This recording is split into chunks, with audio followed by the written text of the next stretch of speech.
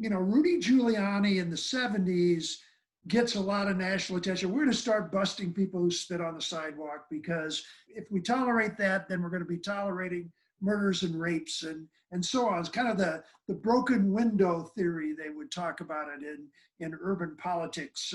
If you clean up all the broken windows, and everybody will think the neighborhood's better, and so on.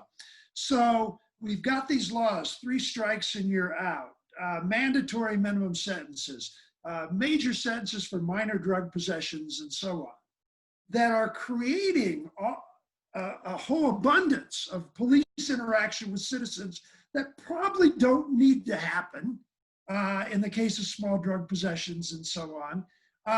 We're incarcerating people for long periods of time, making them virtually unemployable when they get out.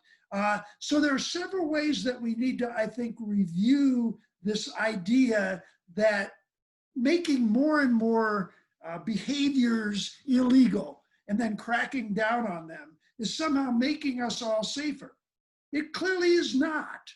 Yes, amen. I mean, we're not talking about an over-policing of everybody, right? These policies, we're talking about an over-policing of particular bodies.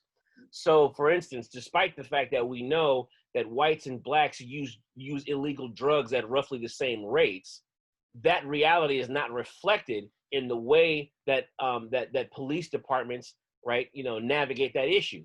I.e., there's just as much illegal drug use going on in Midtown as there is in Orange Mound, but you will find more cops over in Orange Mound. We are, for instance, in the midst of the largest drug abuse dilemma in all of American history, right? I'm talking about the opioid epidemic.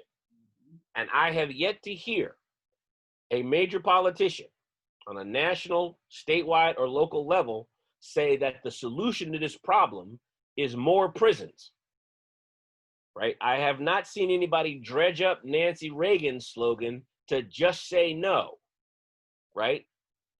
The face of, if the face of the opioid epidemic is not the face of an inner city, of a black kid from inner city Los Angeles, right? That face is a white face.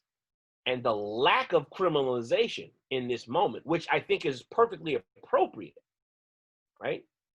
But the lack of criminalization in this moment, the lack of, of deploying more and more cops onto the streets in order to round up these low-level drug dealers, right? The lack of that apparatus in this moment is also very telling.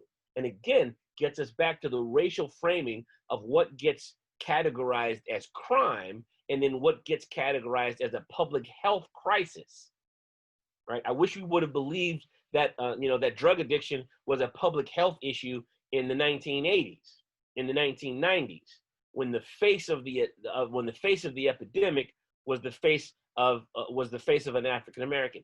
Even though, right, even then, right, the vast majority in net numbers, the vast majority of folks engaged in illicit activity were white folks. If you over-police and over-criminalize, you put a disproportionate number of people of color in jail.